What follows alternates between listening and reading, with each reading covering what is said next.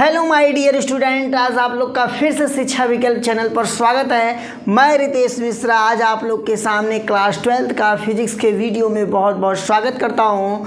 आज का मेरा जो क्वेश्चन है, क्वेश्चन नंबर 10 है। एनसीईआरटी की बुक से चल रहा है, न्यूमेरिकल लगवाया जा रहा है। यदि आप पिछला वीडियो नहीं देखे होंगे तो डिस्क्रिप्शन उसका प्लेलिस्ट दिया गया है, तो उसको आप लोग जाकर देख लीजिएगा। ये जो कि क्लास 12th के लिए बहुत उपयोगी है। तो हमारा क्वेश्चन नंबर 10 है, यानी क्वेश्चन नंबर 10 को सॉल्व करेंगे। और स्क्रीन पर आप लोग देखिए, क्वेश्चन को थोड़ा समझने का प्रयास करिए।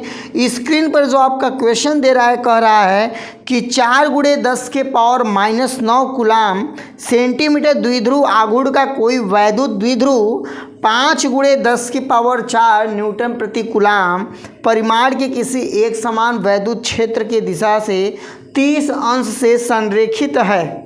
30 अंश से संरेखित है।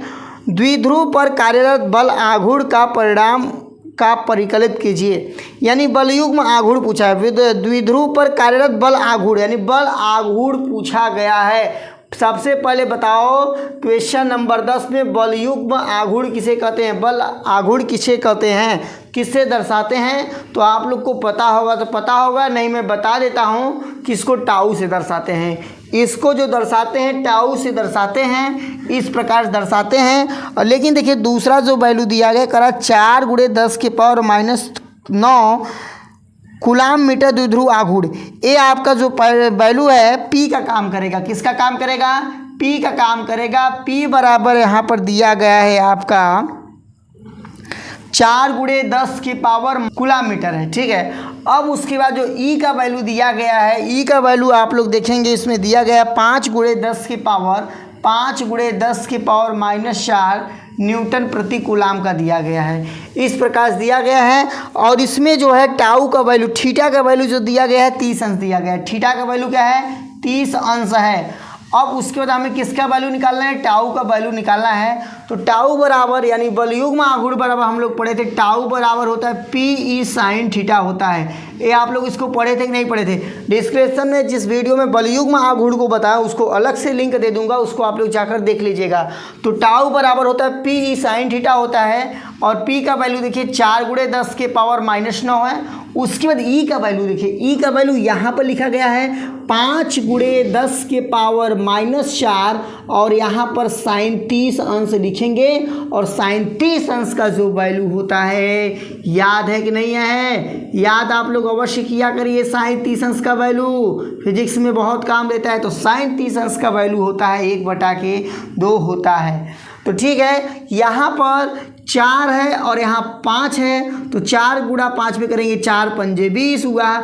-9 और -4, 10⁻⁻9 है, 10⁻⁴ है। जब इसको हम लोग ऐड करेंगे तो 10⁻⁻13 हो जाएगा। ठीक है। अब sin 30 अंश का जो वैल्यू होता है 1/2 होता है, इसको काट दिया जाएगा, यानी यहाँ पर हो जाएगा 10 हो जाएगा। तो इसके बराबर मैं लिख सकता हूँ 10 × 10⁻⁻13। देखिए डेसिमल जब हम इधर एक स्थान ले जाएंगे तो यहाँ पर 1.0 × 10⁻1 हो जाएगा। और इस प्रकार जो इसका फाइनल आंसर आपका आएगा 1.0 × 10⁻⁻12 आएगा। अब उसके बाद इसका देखिए क्या होगा, मात्रक क्या होगा, टाउ यानी बलयुग्म आघूर्ण का मात्रक क्या होगा, आप यहाँ से भी निकाल सकते हैं। जैसे आप लोग देखेंगे इसका मात्रक क्या था, कूलाम मीटर था ना। और यहाँ पर क्या था, न्यूटन प्रति कूलाम था। तो न्यूटन प्रति आप कूलाम लिख दिए, कूलाम से कूलाम आपका कट जाएगा। और यहाँ पर जो बलयुग्म आघूर्ण का मात्रक आएगा 1.0 × 10⁻⁻12 न्यूटन मीटर लिख सकते हैं।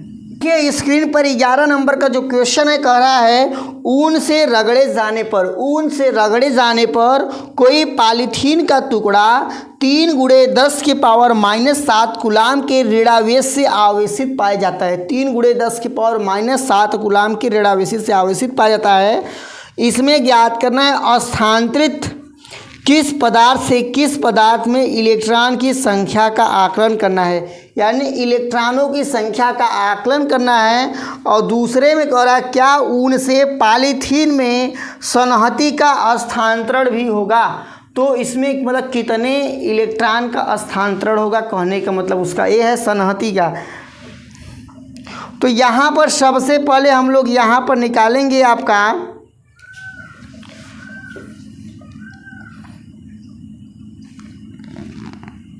देखिए क्या क्या वैल्यू इसमें दिया है। और यहाँ पर एक तरह समझिए Q का वैल्यू दिया है। Q का वैल्यू जो है आपका 3 गुणे 10 के पावर -7 कूलाम दिया है। उसके बाद कुछ भी वैल्यू नहीं दिया है, लेकिन E का वैल्यू हम लोग को याद है 1.6 गुणे 10 के पावर -19 कूलाम होता है। E का वैल्यू भी याद है। उसके बाद हम लोग एक फार्मूला बता देता हूँ, आप लोग पढ़े भी होंगे, Q बराबर N E होता है। यहाँ से हमें N का वैल्यू निकालना है, नंबर ऑफ इलेक्ट्रॉन यानी इलेक्ट्रॉनों की संख्या निकालना है। तो कहेंगे यार Q का देखो N बराबर क्या होगा, फार्मूला यहाँ बता सकते हैं Q बटा E होगा, क्योंकि N आपका यही है, E आपका नीचे चला गया। तो Q का वैल्यू देखिए यहाँ पर दिया है 3 गुणे 10 के पावर -7 और यहाँ पर E का वैल्यू दिया 1.6 गुणे 10 के पावर -19 दिया है। तो यहाँ पर देखिए हम -19 को ऊपर ले जाएंगे तो आपका हो जाएगा 3 गुणे 10 के पावर -7 गुणे 10 के पावर -19 होगा। और यहाँ पर आप लोग थोड़ा देखिए, मैं यहाँ से जो आपका ये था 1.6 था, 1.6 था, तो देखिए यहाँ ऊपर भी 10 से गुणा करा दिए, नीचे भी 10 से गुणा कराएं। ये 10 से गुणा कराने से हमें क्या फ़ायदा है, ये भी थोड़ा आप लोग समझ जाइए। 10 से हमें गुणा कराने से फ़ायदा ये है कि इसका डेसिमल हट जाएगा। तो हम लोग को डेसिमल जब हट जाता तो उसमें डिवाइड करने में थोड़ा आसान हो जाता इसलिए। और यहाँ पर समझिए 10 के पावर क्या है, 1 है। अब देखिए -19 क्या है, यहाँ पर +19 करिए। +19 कैसे होगा, जब कोई घातांक या देखिए क्या है 10 की पावर -19 है, ये जब ऊपर जाएगा तो अपने पावर के सिंबल को चेंज कर देगा। नीचे क्या था, माइनस था, ऊपर गया प्लस हो गया। तो यहाँ पर आपका हो जाएगा, आप देखिए 3 गुणे 10 के पावर 19 में से 7 घटा, 19 क्या, इसको 19 और एक 20 मान लीजिए, 20 में से 7 घटेगा 13 आएगा, यानी 10 के पावर 13 और यहाँ हो जाएगा 16। यहाँ पर 16 कैसे हुआ, क्योंकि जब यहाँ 1.6 में जब 10 से गुणा किया जाएगा तो 16 होगा। अब यानी हम लोग 3 में 16 से भाग देंगे तो सबसे पहले दशमलव लगाएंगे, 16 एक कम 16 हो जाएगा 30, क्योंकि 16 दूना ले जाएंगे तो 32 हो जाएगा ना। तो यहाँ पर एक बार ले जाएंगे, अब 30 में से 16 घटाएंगे तो 14 आएगा, फिर आपका 140 हो जाएगा। फिर यहाँ पर हम लोग 16 9 तो 140 होता है, 44 होता है, तो यहाँ पर हम लोग 8 बार ले जा सकते हैं। 16 8 128, फिर 12 बचेगा तो 120 होगा, तो फिर जाएगा आपका 7 बार, यानी लगभग इतना जाएगा। और यहाँ पर 10 की पावर क्या है, 13 है। इस प्रकार से हम लोग कर सकते हैं। यदि इसको आगे पीछे करना चाहेंगे तो इसको आगे पीछे भी कर सकते हैं। जैसे मान लीजिए दशमलव यदि यहाँ पहुँचाएंगे तो यहाँ पर पावर घट के हो जाएगा 12 हो जाएगा। यहाँ जितना अंक उधर इस साइड ले जाएंगे उतना कम होगा, तो यानी आंसर हो जाएगा 1.87 गुणे 10 के पावर 12 हो जाएगा। इसी में दूसरा भी एक सॉल्व करना है। पहला का आंसर आ गया, दूसरा कह रहा है कितने इलेक्ट्रॉनों की सन्निहित होगा, ये आपसे पूछा है। क्या कह रहा है, क्या ऊन से पॉलीथीन में सन्निहित का स्थानांतरण भी होता है। इसका मतलब हो गया द्रव्यमान, इसका मतलब क्या हो गया, एक तरह से द्रव्यमान हो गया। और इसका फार्मूला होता है यम बराबर ME इंटू यन। ME इंटू यन, यम क्या है, द्रव्यमान है, यन क्या है, आपका नंबर ऑफ इलेक्ट्रॉन है, और ME का मतलब इलेक्ट्रॉनों का द्रव्यमान है। और बता देना चाहता हूँ जो इलेक्ट्रॉनों का द्रव्यमान होता है आपका होता है 9.1 गुणे 10 के पावर -31 होता है। और यह नंबर ऑफ इलेक्ट्रॉन कितना था, नंबर ऑफ इलेक्ट्रॉन थोड़ा आप लोग चेक करिए, इसका जो नंबर ऑफ इलेक्ट्रॉन था